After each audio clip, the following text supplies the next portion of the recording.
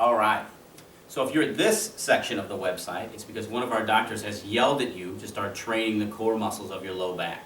Before we get to those, we start with what's called pelvic tilts and bridging exercises. So these are fun to do. We're going to start with the pelvic tilt.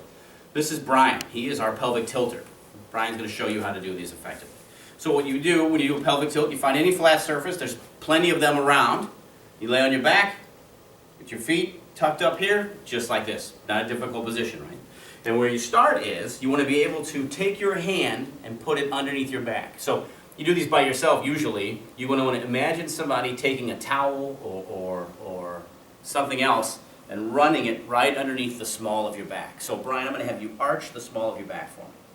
And so we want to imagine somebody's hand in there so that they're not even touching your back, if that makes sense. My hand right now, I can't touch Brian's back. Okay, let me have you flatten your back out and press it against my hand.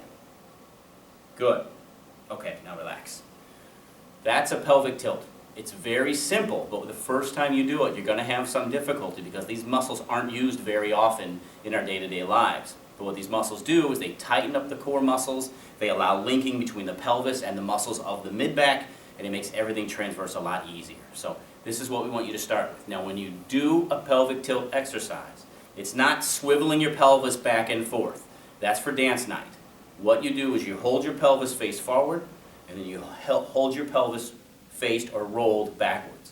You hold it for 6 to 10 seconds on each side, and that's it. All right?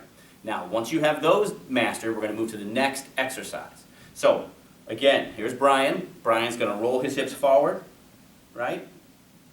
Perfect. And then roll his hips backwards.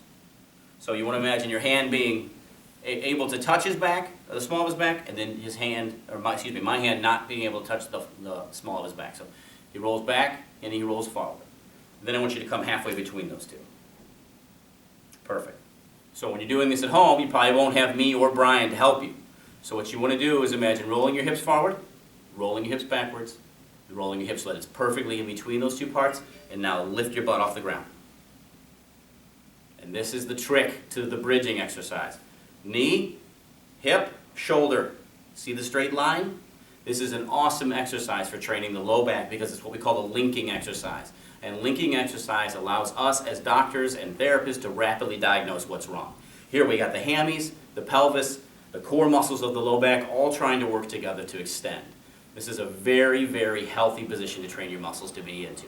And this is really one you have to master before you go to planking exercises. So this is a good bridge. Okay, you can relax.